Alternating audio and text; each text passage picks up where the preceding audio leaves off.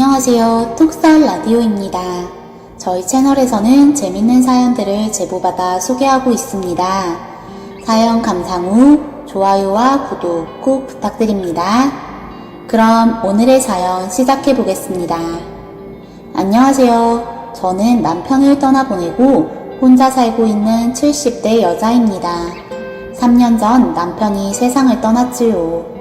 남편은 저보다 10살이 연상이었답니다. 오랫동안 투병 끝에 세상을 떠나게 되었지요. 그래도 제 곁에 오래 있어준 것에 참 고마운 마음입니다. 저는 남편의 두 번째 부인이었답니다. 10살 연상의 남자에게 두 번째 부인으로 시집을 갔으니 제 인생도 참 평탄치는 못했지요. 그 배경에는 저희 집 사정이 있었답니다. 저는 어렸을 적 너무나도 가난한 집에 장녀로 태어났답니다.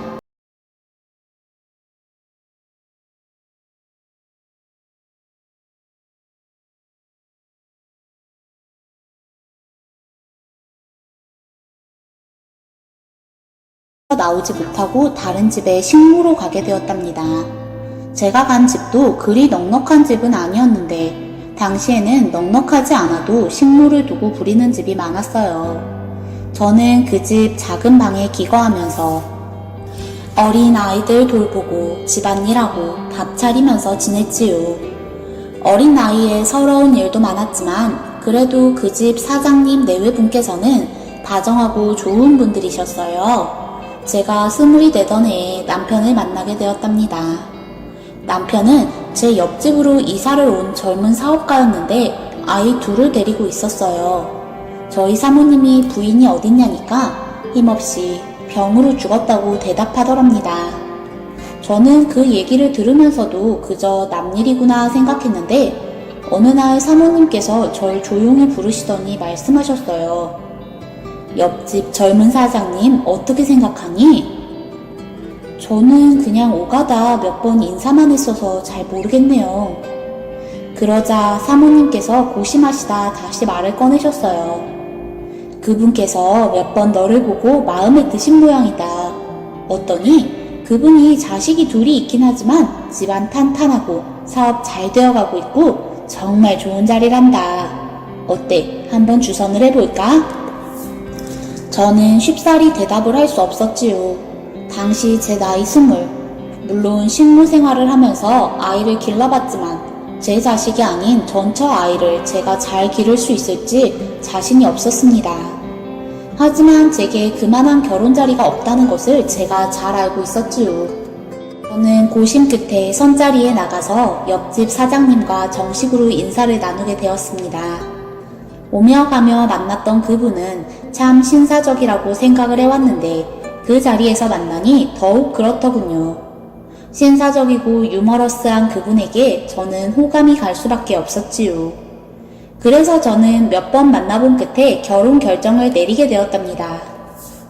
제가 식모로 지냈던 사장님 집에서는 저에게 혼수도 해주시고 이것저것 많이 챙겨주셨답니다.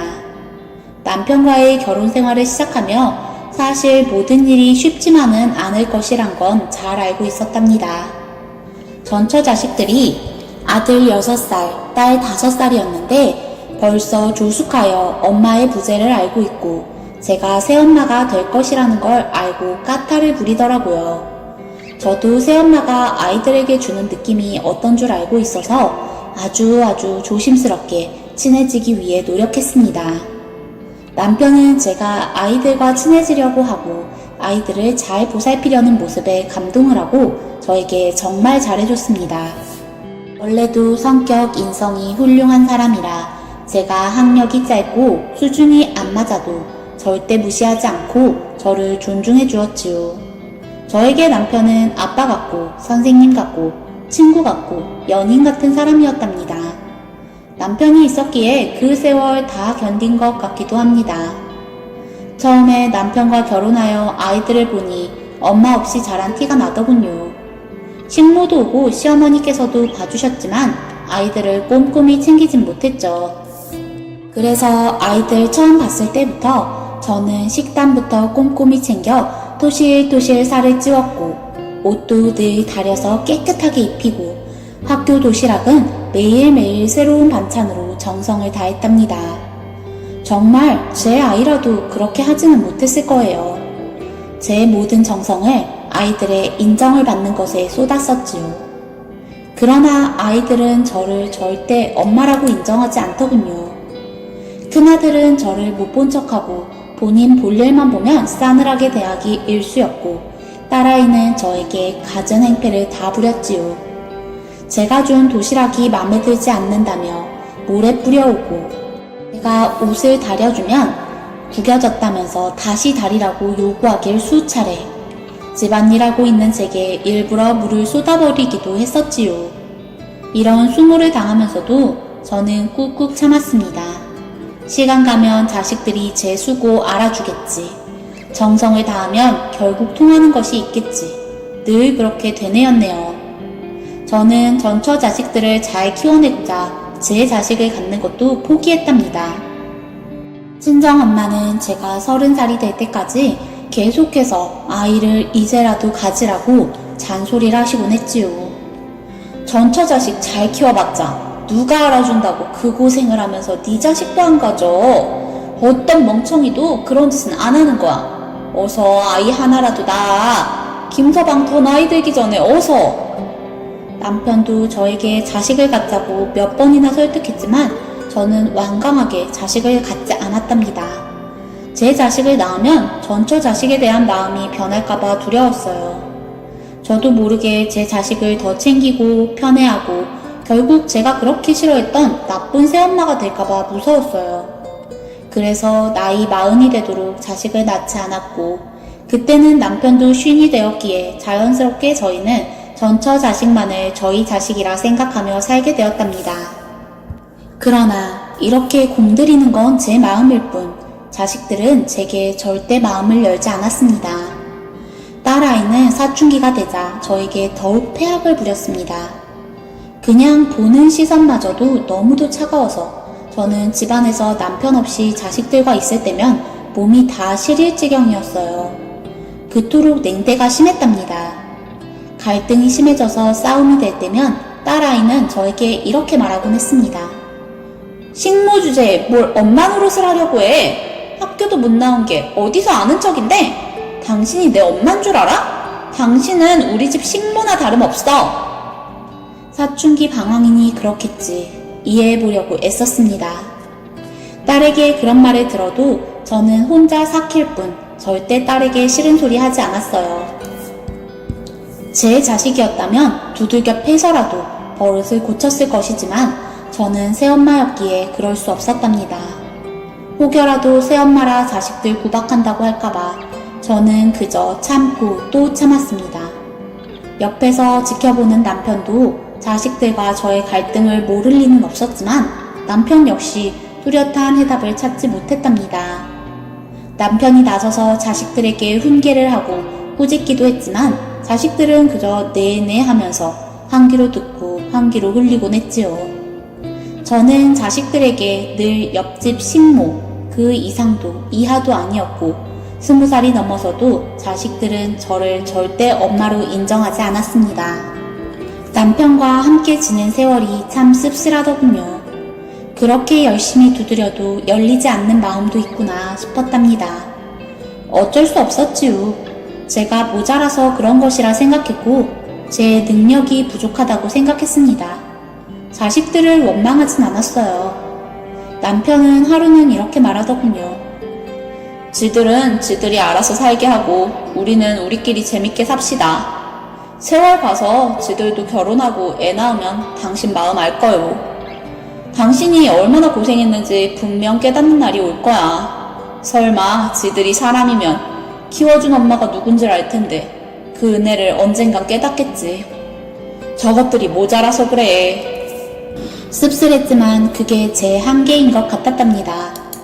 그래서 아이들 20살부터는 전보다는 관심도 적게 드리고 저도 제 생활을 즐기면서 살았습니다. 자식들이 알아서 다 하니 제가 뭐 어릴 때처럼 챙겨줄 것도 많지 않았지요. 대학을 졸업하니 자식들은 결혼한다면서 배우자들을 데려와 인사를 시키더군요. 그 자리에서도 저를 노골적으로 무시하긴 했지만요. 저는 그래도 자식들이 무사히 커서 시집 장가 간다니 너무 기뻤어요. 딸애는 시집 가면서 또 저를 어머니 자리에 앉히기 싫다며 생떼를 부리다가 남편에게 혼나고 나서 있는 대로 짜증을 부리더라고요. 어느 날 아들과 얘기하는 걸 우연히 듣게 되었답니다. 식모 주제에 무슨 낯짝으로 상석에 앉겠다는 거야. 어렸을 때 좀 돌봐줬다고 지가 우리 엄마인 줄 아나 보지? 웃겨. 이 말을 듣고 저는 마음이 무너져 내리는 듯 했습니다. 그동안 세월 아무 소용없구나 싶었답니다. 그래도 저는 마지막 희망을 갖고 있었답니다. 그래도 결혼해서 자식 낳아 키우면 제 마음 알겠지. 제가 얼마나 공들여 자식들 키웠는지 알겠지. 그렇게 저 스스로를 위로했어요. 그러나 자식들은 결혼하고 손주들을 낳고 나서도 그대로였습니다. 어쩌다 집에 오면 저한테는 삐딱하게 인사를 하고 말 한마디 붙이지 않다가 쌩하니 가버리곤 했지요. 저는 자식들을 보고 나면 더욱 외로워지는 것 같았답니다. 그러나 제 팔자련이 생각했지요. 어쩌겠어요. 자식들에게 인정 못 받는 것도 제 운명인 것을요. 그래도 좋은 남편 만나서 먹을 거 입을 거 걱정 안 하고 사모님 소리 들으면서 남부럽지 않게 사는 거, 그것에는 감사했습니다. 몇 년간 남편과 여행도 다니고 참 재밌게 살았지요. 자식들 시집장가 보내고 나니 저도 한숨 돌리고 인생을 즐길 수 있더라고요. 그렇게 남편과 지내는 것이 참 행복했습니다.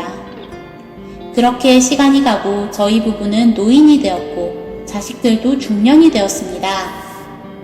남편은 어느 날 병원에 정기검진을 갔다가 암 진단을 받게 되었습니다. 저는 하늘이 무너지는 기분이었죠. 그래도 남편은 든든하게 말하더군요. 아직 초기라잖아. 수술하고 항암하면 된대. 당신보다 오래 살 테니까 걱정 마. 제가 늘 하던 말이거든요. 남편 보고 저보다 하루만 더 살라고요. 그날부터는 남편 간호에 온 힘을 다했습니다. 식이 조절부터 시작해서 병원 치료, 운동 전부 제가 다 나서서 챙겼지요. 처음 1년 동안은 남편 간병하느라 살이 10kg나 빠졌답니다. 남편은 제게 참 미안해 했었지요. 저는 그런 것 상관없이 남편이 완치만 된다면 바랄 것이 더는 없을 것 같았습니다. 자식들은 가끔 저희에게 와서 인사를 하고 건강 상태에 대해 묻긴 했지만 아버지에게 크게 신경을 쓰진 않더군요.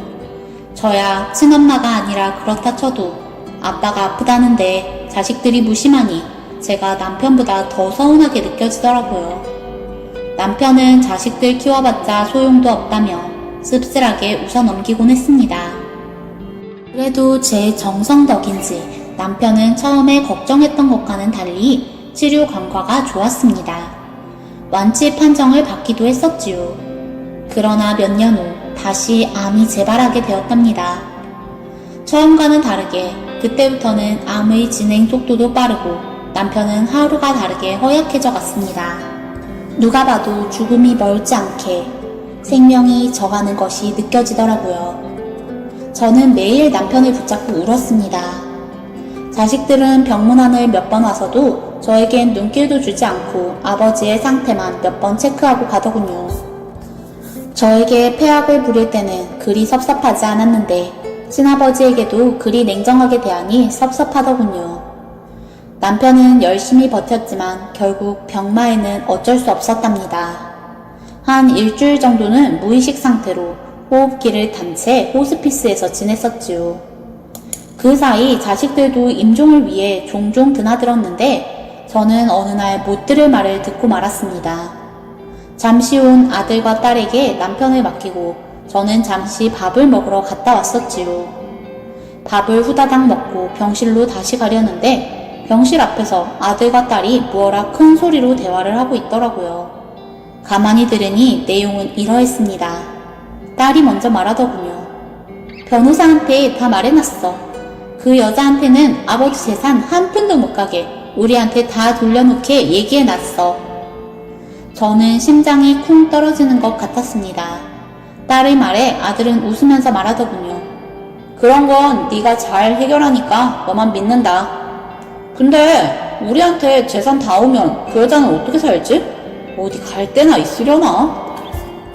식모 주제에 갈 데가 어딨어. 길거리에서 굶어 죽든 말든 알게 뭐야. 아빠도 참 어디서 그런 격 떨어지는 여자를 데려와서 우리 엄마라고 몇십 년 동안 짜증나게 만들어. 그 여잔 아빠의 최대의 실수야. 저는 손이 덜덜 떨렸습니다.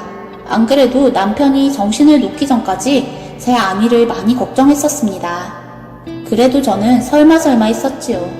제가 키워준 엄마인데 설마 자식들이 저를 모른 척하진 않을 거라고 굳게 믿었답니다. 그러나 마지막까지 저는 자식들에게 식모일 뿐이었지요. 결국 남편은 제대로 인사도 나누지 못하고 세상을 떠나고 말았습니다. 남편이 떠난 후 저는 아무 의지도 없었답니다. 자식들이 재산을 가져가거나 말거나 저는 상관없었어요. 빌어먹고 살다가 죽든 그냥 굶어 죽든 저는 남편이 없이 살 앞날이 너무도 걱정될 뿐이었습니다.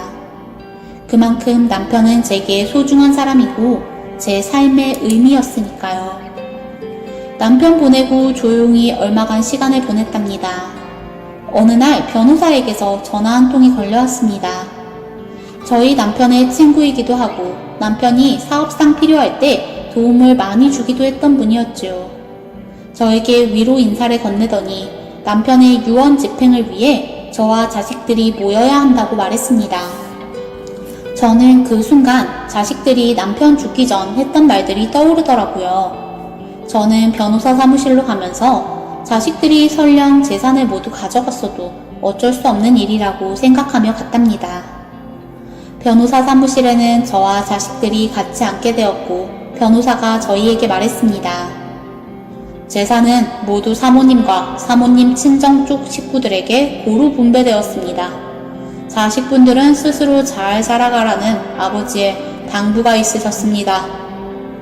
그 순간 변호사 사무실은 아수라장이 되었습니다. 아들이 변호사의 멱살을 잡고 딸이 서류들을 전부 들춰보고 찢어대고 고함을 지르고 저는 어안이 벙벙하여 있었지요. 잠시 후 경찰이 들이닥쳤고 사태가 진정이 된 후 변호사로부터 모든 이야기를 들을 수 있었습니다. 자녀분들이 아버지의 재산을 가로채려고 몇 번이나 저를 찾아와서 유도했습니다.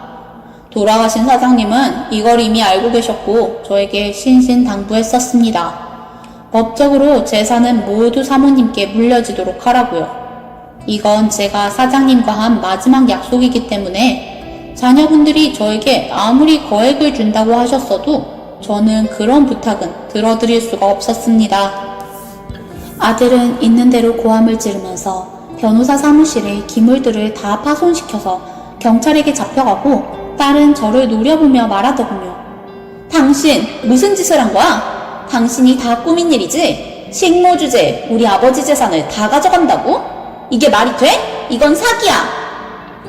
제가 무어라 말하려고 할 때 변호사님이 나서셔서 큰 소리로 딸을 야단치셨습니다. 그쯤 했으면 됐다. 너희는 인간도 아니냐? 어찌 키워준 엄마를 식모라고 부르는 거냐? 아버지도 너희 인성을 알기 때문에 엄마한테 재산을 맡기신 거야. 이제 그만하고 어서 나가! 딸 아이는 변호사님의 호통에 분을 사기며 나가더군요. 네, 그렇게 모든 일이 끝났습니다. 저는 남편의 재산을 잘 물려받았습니다. 남편은 저희 친정도 꼼꼼히 챙겨놨더군요. 저는 남편이 있는 납골당에 가서 몇 번이고 고맙단 인사를 했었답니다. 그리고 몇 년 동안 저는 어려운 아이들, 힘든 노인들, 장애인들을 돕는 데에 남편의 재산을 쓰고 있답니다. 작은 단체든 큰 단체든 개인이든 제가 도울 수 있는 일들은 열심히 돕고 있어요. 제가 큰 재산 가져서 무엇하겠어요? 저는 그저 남 도우며 살다 훗날 남편의 곁으로 가려고 합니다. 그때 다시 만나면 고마웠다고 꼭 말해보려 합니다. 지금까지 톡설 라디오였습니다.